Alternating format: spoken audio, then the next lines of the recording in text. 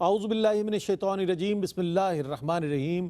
قوت عشق سے ہر پست کو بالا کر دے، قوت عشق سے ہر پست کو بالا کر دے، دہر میں اسم محمد سے اجالا کر دے۔ ناظرین محترم السلام علیکم ورحمۃ اللہ وبرکاتہ۔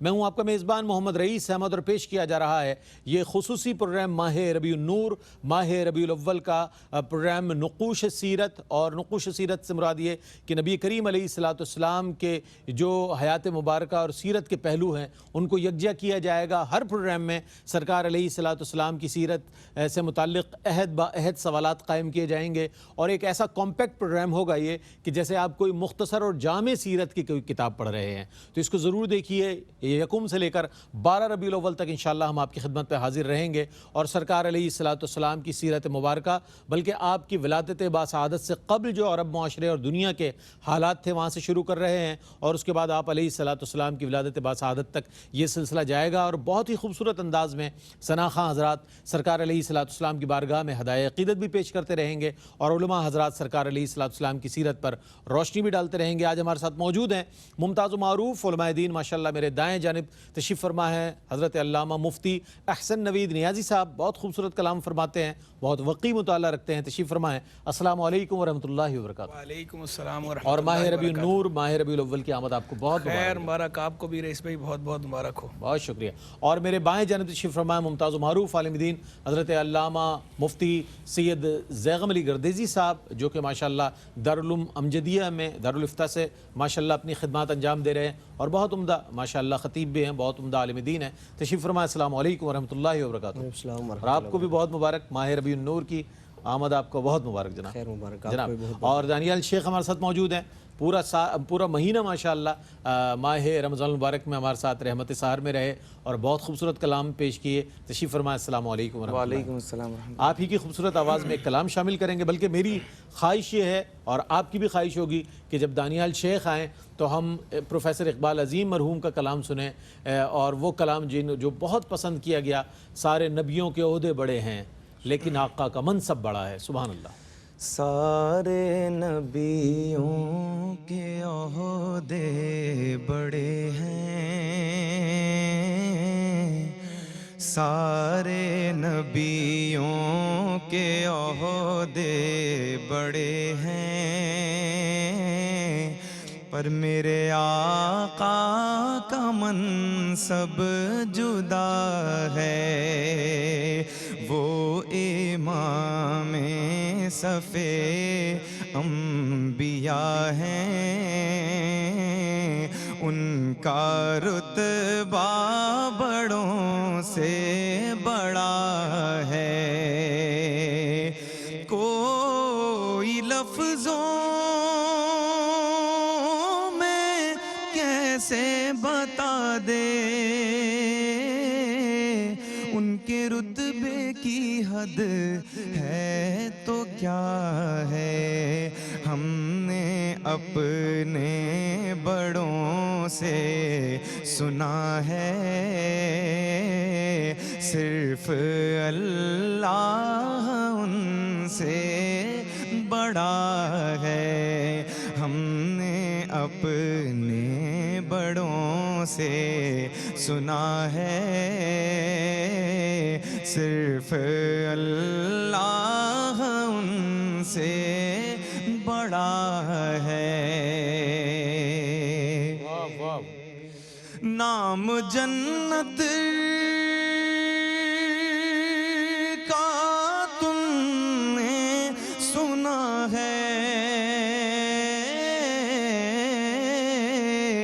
میں نے اس کا نظارہ کیا ہے، میں یہاں سے تمہیں کیا بتا دوں، ان کی نگری کی گلیوں میں کیا ہے، وہ جو ایک شہر نور الہدیٰ ہے، جلوہ گاہوں کا ایک سلسلہ ہے، وہ جو ایک شہر نور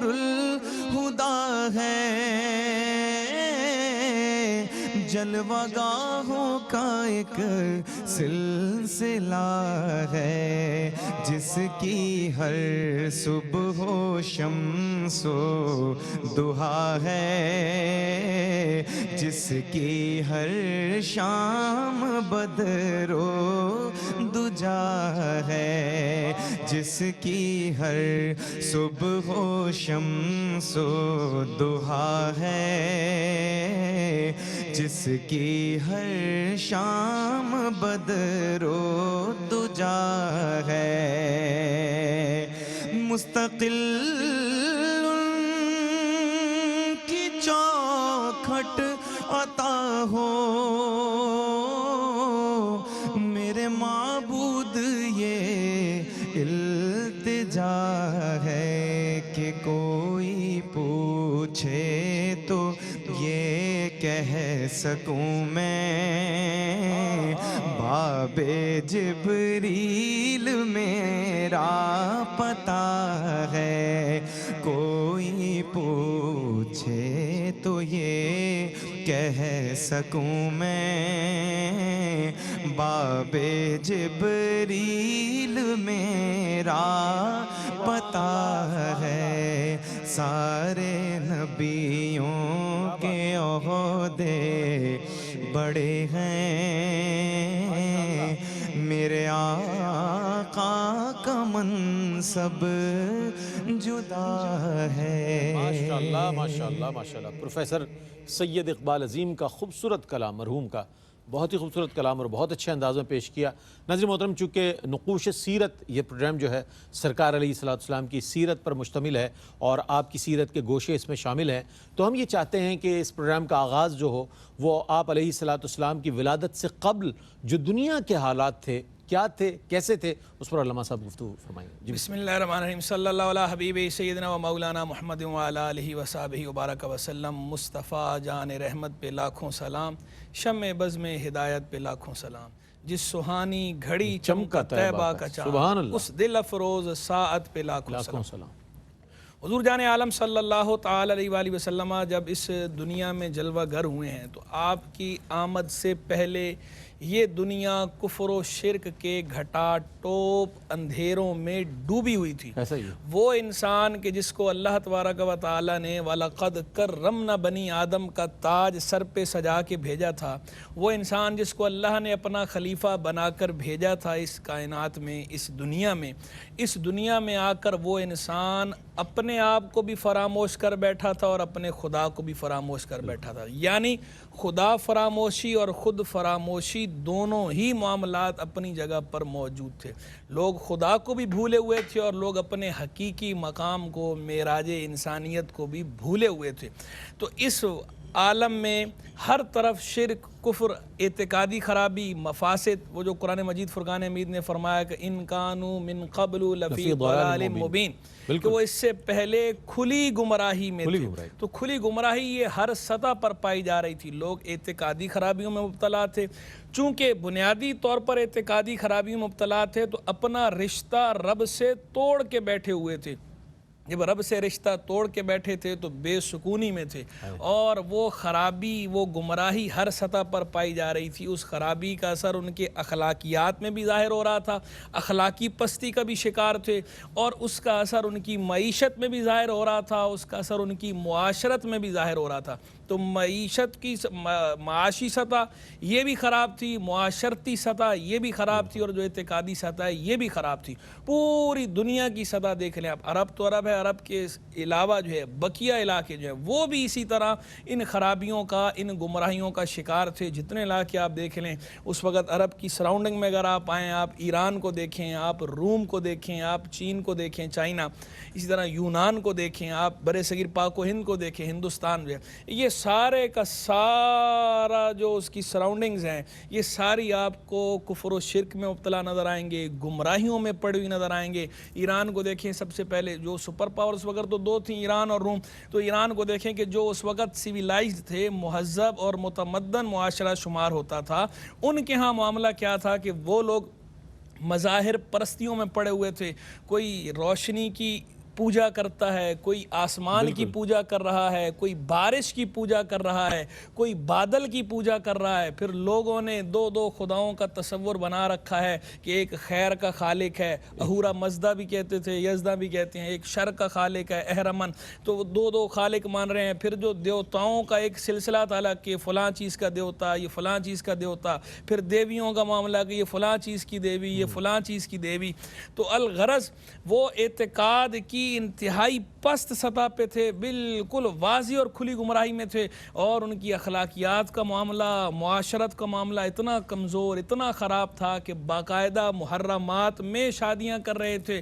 یعنی محرم کے مابین، جو دنیا میں کہیں پر بھی یہ سلسلہ نہیں تھا اس وقت کہ محرموں کے مابین رشتہ داری و شادی کی جائے اس طرح، تو وہاں ایران والے جو ہے وہ محرموں کے مابین بھی شادیاں کر رہے تھے اور اس کو رواج دے رہے تھے. پھر ان کا جو تجہیز و تکفین کا معاملہ، وہ تجہیز و تکفین کا معاملہ بھی ایسا خراب معاملہ کہ دیکھیں وہ اس کو اگلے کو نہ تو دفنا رہے ہیں، دفنا کیوں نہیں رہے، کہتے ہیں مٹی جو ہے یہ آلودہ نہ ہو جائے. جلا کیوں نہیں رہے، کہتے ہیں آگ آلودہ نہ ہو جائے. آگ کو بھی جو ہے وہ آلودہ نہیں کرنا، مٹی کو بھی آلودہ نہیں کرنا. تو کر کیا رہے ہیں، اس کو کنویں میں لٹکا رہے ہیں، گدھ آ رہے ہیں، گیدڑ آ رہے ہیں، وہ آ کے نوچ رہے ہیں اور جسم کھا رہے ہیں. یعنی کیسی بے توقیری انسان کی کہ آج بھی اگر ہم اس کا تصور کریں تو یہ تصور کر کے بندے کا دل بھی لرز جاتا ہے. اور آدمی اس بات پہ بھی حیران ہوتا ہے کہ انسان پہ جہالت کا ایسا وقت بھی گزرا ہے، ایسا دور بھی گزرا ہے. تو دنیا کے اندر یہ خرابی ہو رہی تھی. ادھر روم کی طرف چلے جائیں تو انہوں نے بھی شرک کو بھی جوڑا ہوا، اور ساتھ جو ٹیکسوں کی بھرمار تھی، مخلوق کو پیسا جا رہا تھا، جو دبایا جا رہا تھا، ٹیکسز بھرمار کی جا رہی تھی. یونان کی طرف جائیں، سود خوری عام تھی. الغرض ہر جگہ جس خطے کو دیکھیں، ہر خطہ جو ہے ہمیں خرابی، گمراہی، ضلال مبین، انارکی ہمیں ظاہر ہو رہی تھی. تو اس میں اس صورت میں اللہ تبارک و تعالیٰ کی طرف سے حضور جان عالم علیہ السلام آفتاب عالم تاب بن کر آئے، ساری دنیا کو آپ نے چمکا دیا، آپ نے پستیوں سے اٹھا کے رفتوں تک پہنچا دیا. جس سہانی گھڑی چمکا طیبہ کا چاند، اس دل افروز ساتھ پہ لاکھوں سبحان اللہ سبحان اللہ. بہت خوبصورت انداز میں جو دنیا کی صورتحال تھی آپ علیہ السلام کی ولادت سے قبل، جو ضلالت تھی، جو گمراہی تھی، جس طرح کہ لوگوں کے ساتھ ظلم تھا، جبر تھا، یعنی کہ نہ زندہ کو سکون تھا، نہ اس کو مرنے کے بعد سکون دیا جاتا تھا. ہر صورت میں انسان کی پامالی تھی، انسان کی حرمت کی پامالی تھی. لیکن آپ علیہ السلام کی آمد کے بعد انسان کو توقیر ملی. ایک مختصر سا وقفہ ہے، وقفے کے بعد لوٹتے ہیں. مجھے امید ہے آپ کا ہمارا ساتھ رہے گا. ناظرین، آپ کا خیر مقدم ہے. نقوش سیرت آپ دیکھ رہے ہیں، اور اس حوالے سے یہ پہلا پروگرام جس میں آپ علیہ السلام کی ولادت سے قبل ذکر ہوا. اور ہم یہ بھی جاننا چاہیں گے تو دنیا کا اوورآل آپ نے ذکر فرمایا. یہ جو دنیا عرب ہے، یہ بھی ایک اپنا کلچر رکھتی ہے، اپنی تہذیب، اپنی ثقافت رکھتی ہے. دنیا عرب کا کیا احوال ہے نبی کریم علیہ السلام کی ولادت باسعادت سے قبل؟ میں چاہتا ہوں اس پر کچھ روشنی ڈالیے. بسم اللہ الرحمن الرحیم. اللہم صلی علی محمد وعلی آل محمد وبارک وسلم. سید عالم صلی اللہ تعالیٰ علیہ وآلہ وسلم کی ولادت کے وقت بالعموم پوری دنیا اور بالخصوص عرب کا جو معروضی وہاں کے حالات تھے انتہائی ناگفتہ بے حالات. اور چونکہ عرب اپنا انتساب حضرت ابراہیم علیہ نبینا علیہ السلام سے کرتے تھے، لیکن معاملات تمام کے تمام، چاہے وہ ان کے انفرادی معاملات ہوں، مذہبی معاملات ہوں یا معاشرتی معاملات ہوں، وہ سارے دین ابراہیمی سے متصادم. اعتقادی اگر بوشیدگی اور پستی کو اگر ہم دیکھیں تو خانہ کعبہ جو توحید کا مرکز تھا، کہ جو پوری دنیا سے اللہ رب العالمین کے ماننے والے، ایک خدا کے ماننے والے، وہ اپنا رخ اس طرف کرتے ہیں، وہی توحید کے مرکز و محور کو شرک کا اڈا بنا دیا گیا تھا. 360 بت صرف خانہ کعبہ کی حدود میں رکھے گئے تھے، اور اس طرح آبادی کے تناسب کے لحاظ سے خدا بنائے جاتے ہیں. یعنی کچھ فاصلے پر کچھ آبادی ایک مخصوص وہ تھا کہ اس کے مطابق وہ خداؤں کا ایک سلسلہ تھا. پھر خیر و شر کا معاملہ، پھر مختلف حاجات سے متعلق الگ الگ وہ خداؤں کا تصور پایا جاتا تھا. پھر اسی طرح اس مرکز توحید میں وہاں جو اخلاقیات کا درس دیا جاتا ہے، انسان کو ایک سیدھی راہ دکھائی جاتی ہے، اس کا مرکز و محور ہونا چاہیے تھا. اسی میں اگر ہم دیکھیں تو انتہا درجے کی جو خرابیاں ہیں، اگر خانہ کعبہ کا طواف کرنا ہے تو قریش کے سوا سارے وہ برہنہ ہو کر طواف کرنے کو فخر سمجھتے تھے. یعنی ایک اعتقاد یہ تھا کہ جن کپڑوں میں، جس لباس میں ہم گناہ کرتے ہیں تو ہم اس میں اللہ کی عبادت کیسے کر سکتے ہیں. اب یہ پھر صفا مروہ ہے تو وہاں اللہ رب العالمین کی خالصتاً عبادت، حضرت بی بی ہاجرہ کا وہ یادگار جو ایک معاملہ ہے، اس کی یاد تازہ کرنے کے لیے یہ کیا جانا چاہیے تھا، لیکن وہاں بھی اللہ رب العالمین کے ساتھ شرک کو اپنا معمول بنا لیا گیا۔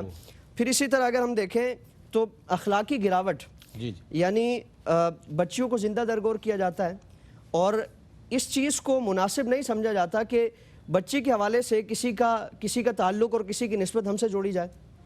پھر ایک یہ تعلق اور ایک اعتقاد یہ کیا جاتا ہے کہ بچی بڑی ہوگی، اس کا خرچہ ہوگا، ہمارا مال کسی کے گھر میں منتقل ہو جائے گا، یعنی مال کو محفوظ کر کے رکھنے کے تمام جائز و ناجائز طریقے انہوں نے استعمال کیے ہوئے تھے، اور اسی وجہ سے کہ مال اپنے گھر سے نکل کے دوسرے گھر میں نہ جائے، بچی کو وراثت میں حصہ نہ دینا پڑے، اور یا پھر اپنی جو ایک ذمہ داری لازم فرمائی گئی ہے کہ اگر کوئی والد ہے تو اپنے بچوں کا نان نفقہ اس نے دینا ہے، تو بچے کا نان نفقہ دینے میں اس کو یہ لالچ و حرص تو تھی کہ یہ بڑے ہو کر کمائے گا۔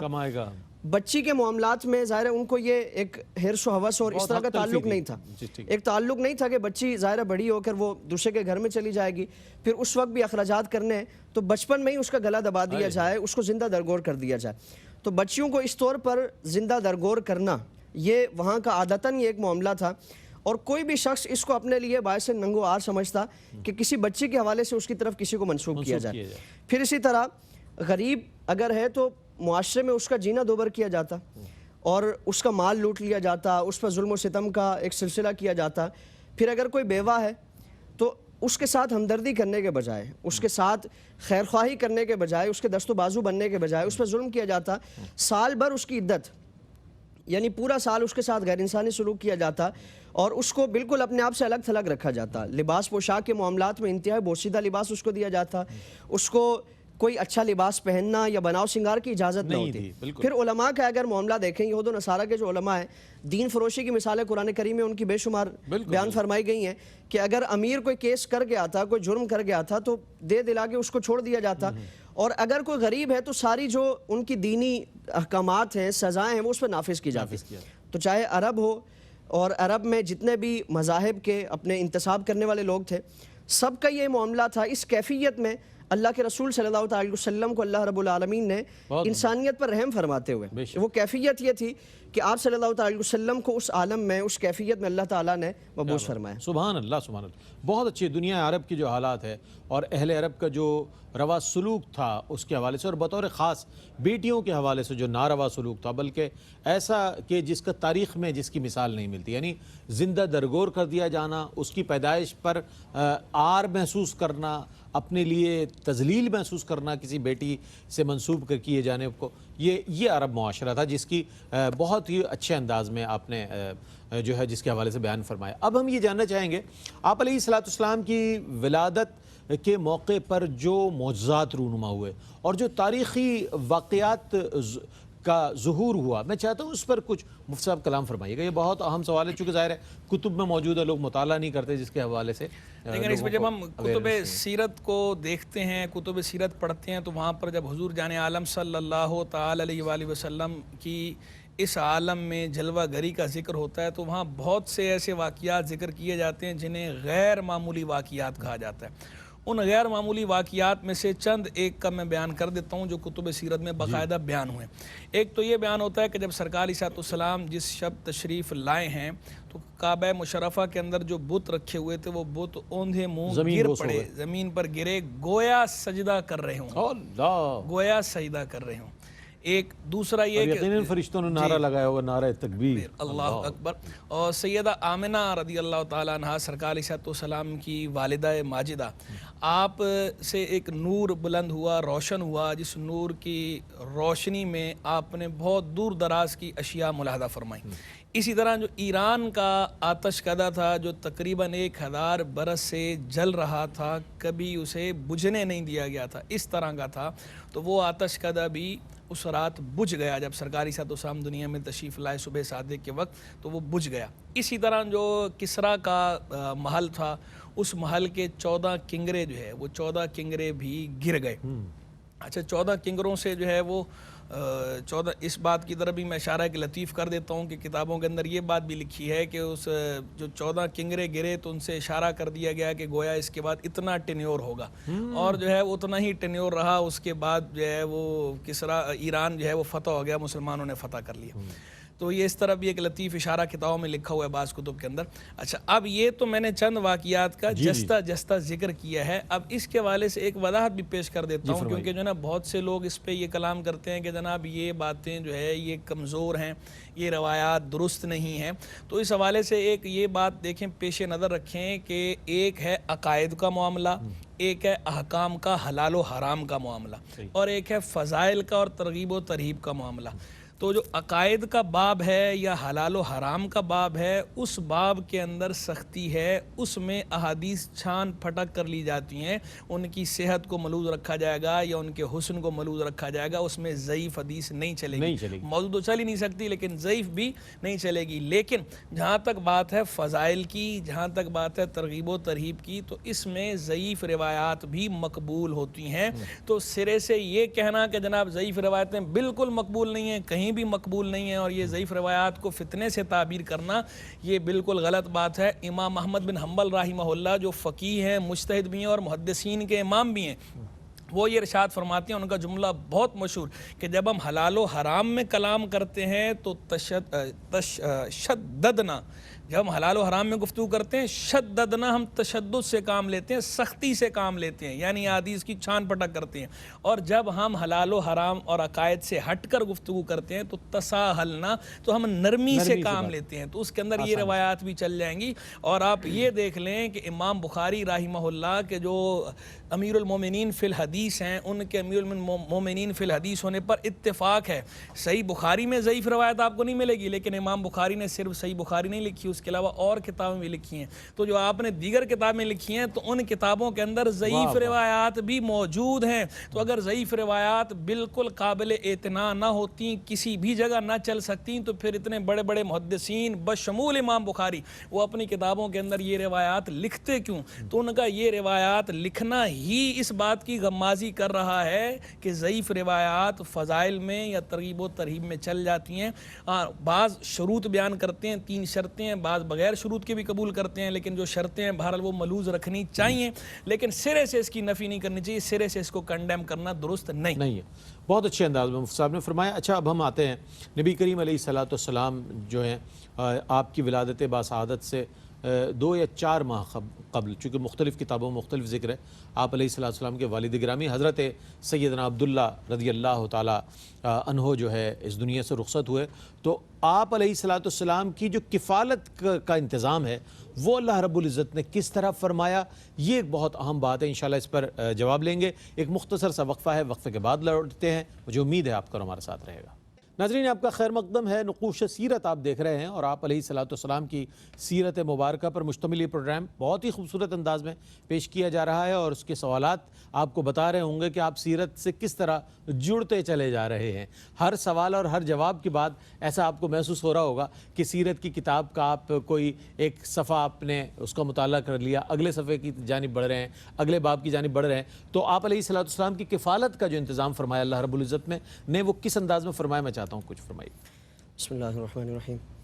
سید عالم صلی اللہ تعالیٰ علیہ وآلہ وسلم اپنی والدہ ماجدہ کے بطن اقدس میں ہیں.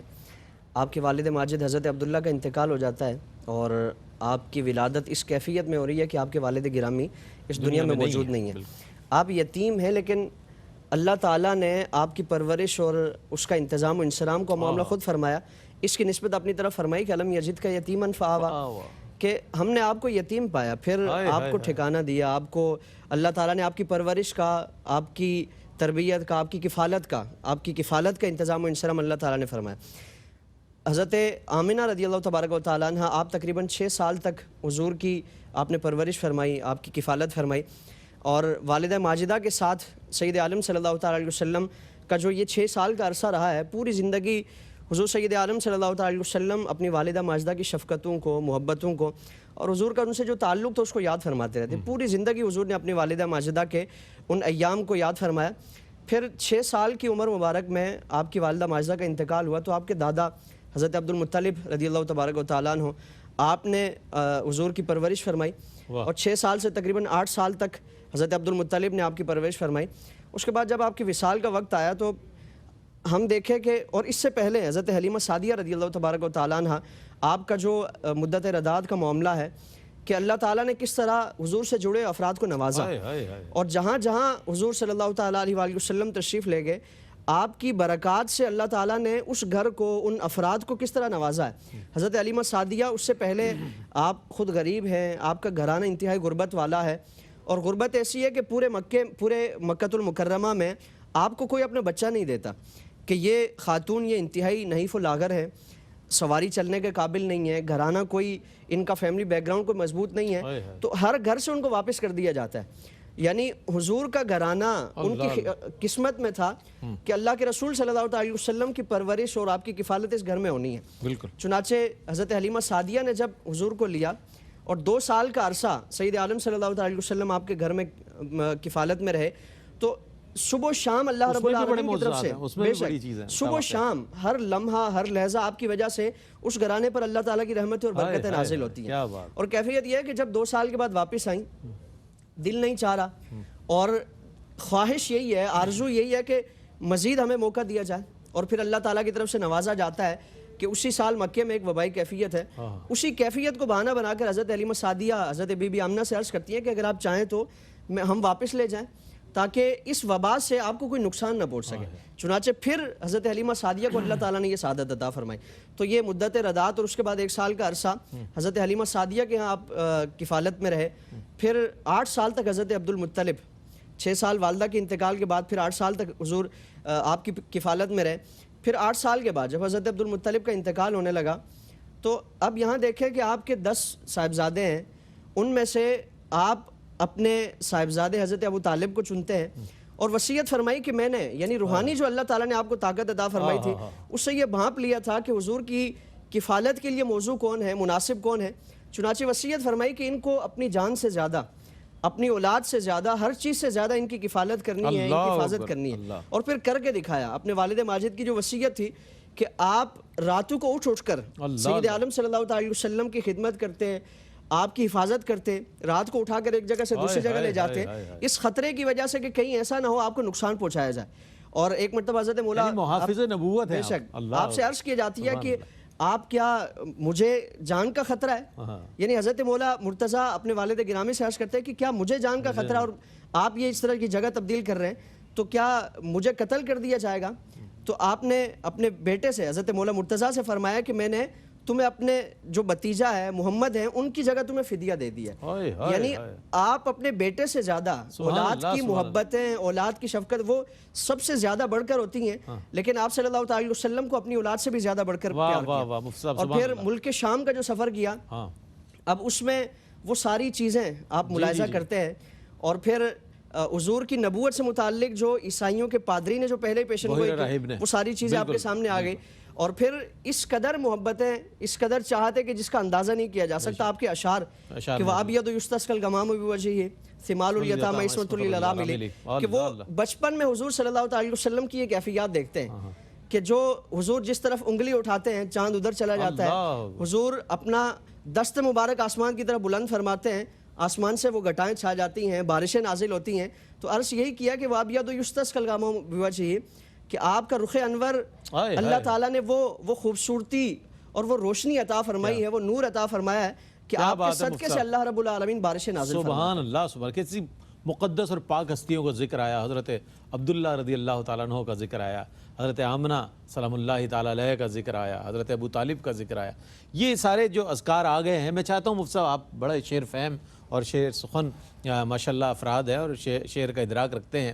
یتیمی جس نے پائی اس بلند اقبال کو دیکھو، یتیمی کا ذکر آیا نا حضور کی، یتیمی جس نے پائی اس بلند اقبال کو دیکھو، کسی کے لال ہو تو آمنہ کے لال کو دیکھو، کسی کے لال ہو تو آمنہ کے لال کو دیکھو، کسی کے لال ہو تو آمنہ کے لال کو دیکھو، ابو طالب کے اس سرمایہ امید کو دیکھو، ابو طالب کے اس سرمایہ امید کو دیکھو، جو زاہد ہو تو عبداللہ کے خورشید کو دیکھو، جو زاہد ہو تو عبداللہ کے خورشید کو دیکھو، جو کم سن ہو تو اس کی کم سنی میں فکر کو دیکھو، جو کم سن ہو تو اس کی کم سنی میں فکر کو دیکھو، جواں ہو تو جوانی میں خدا کے ذکر کو دیکھو، जवां हो तो जवानी में खुदा के ज़िक्र को देखो, जो शैदाए अखुवत हो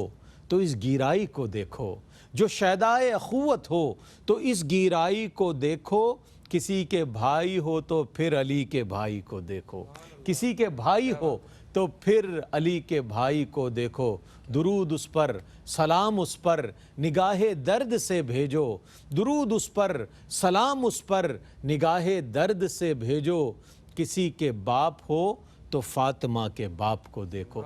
मैं चाहूँगा पैगाम इरशाद फरमा दीजिए आज के इस प्रोग्राम के हवाले से। लेकिन इस पे पैगाम तो ये है कि हम अपना ताल्लुक़ हुजूर जाने आलम अलैहिस्सलाम की सीरत के साथ जोड़ दें। तो हुजूर की सीरत के साथ जोड़ने के लिए कुतुब सीरत का मुताला जो है, इसको आज के इस दौर में मैं अहम समझता हूँ कि सबसे अहम ये है कि हम कुतुब सीरत का मुताला करें।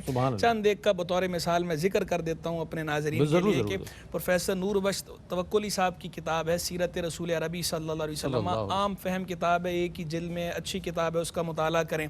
अल्लामा अब्दुल मुस्तफ़ा आज़मी रहमतुल्लाह की किताब है सीरत मुस्तफ़ा सल्लल्लाहु अलैहि वसल्लम, उसका मुताला करें। और अगर जो है वो ज़्यादा तफसील से मुताला करना चाहें तो पीर करम शाज़री साहब की किताब है ज़ियाउन नबी, तफसील से आप उसका मुताला करें। और इसके अलावा अगर जदीद अंदाज में चीज़ों को समझना चाहें, सीरत को इस असर हाजिर के साथ जोड़ कर देखना चाहते हैं तो सईद रमज़ान बूती साहब की किताब है फ़िक़्ह सीरा, अरबी के अंदर भी है और उसका उर्दू तर्जमा भी मौजूद है। इन कुतुब का मुताला करें और सरकारी साथ-ओ-सलाम की सीरत के साथ खुद भी जुड़ जाएँ और लोगों को भी जोड़ें। मैं बहुत शुक्रिया अदा करूँगा मुफ्ती साहब, आप तशरीफ़ लाए। मुफ्ती साहब आप तशरीफ़ लाए। दानियाल शेख आपसे आखिर में कलाम भी सुनेंगे, आपकी आमद का शुक्रिया।